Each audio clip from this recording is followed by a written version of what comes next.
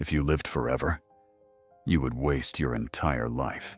Not because you're careless, not because you lack ambition, not because you don't care, but because nothing would ever feel urgent.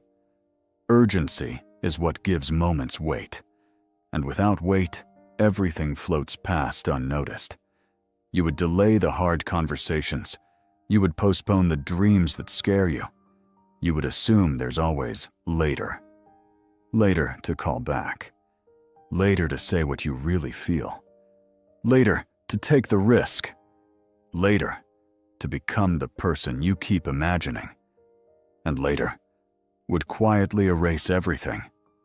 Not all at once, not dramatically, just slowly, silently, day by day.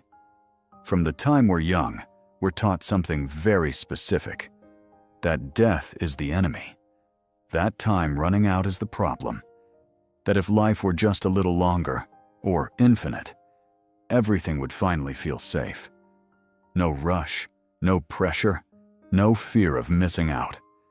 We imagine a world where nothing has to be done today. A world where mistakes don't matter because there's always tomorrow. A world where we can always try again. It sounds comforting, but comfort has a hidden cost. Because when nothing is at stake, nothing feels meaningful, and that should disturb you. Think about your own life. You don't remember most days. You don't remember most conversations. You don't remember most routines. They blur together. But certain moments stay sharp. Moments that hurt. Moments that scared you. Moments you wish you could redo. The last time you spoke to someone who's no longer here. The last moment before everything changed. The last chance you didn't know was your last chance. Pain carved those moments into memory. Not because pain is good, but because loss creates clarity. Think about it. What's one moment you still replay, years later? Don't answer out loud. Just notice what showed up. You don't replay random Tuesdays. You replay last times. The last call you ignored because you were busy. The last hug you didn't know was the last. The last chance you assumed you'd get again. At the time, it felt ordinary, unimportant, replaceable. Only later did it reveal its weight. That's the cruel trick of time. It doesn't announce itself. It doesn't warn you. It doesn't tell you when something is ending. It just keeps moving. And we keep assuming we'll catch up. We tell ourselves quiet lies every day. I'll do it later. I've got time. I'll say it next week. Those sentences feel harmless, responsible even. But they are the most dangerous phrases in the human language, because later feels infinite. And infinity kills urgency. Weeks turn into months. Months turn into years. And you don't notice it happening. Not because you're lazy. Not because you don't care. But because your brain doesn't react to what feels endless. That's why unread messages don't bother you anymore. That's why birthdays feel quieter every year. That's why even good days feel strangely forgettable. You're not sad. You're not depressed. You're numb to time passing. Modern life trains us for this numbness. Endless content, endless scrolling, endless noise. Everything is fast. Everything is loud. Everything is always available. So nothing feels rare. Before we talk about meaning, you need to understand something uncomfortable. Your brain is designed to ignore what feels unlimited. Anything that feels endless eventually becomes invisible. This isn't philosophy, it's biology.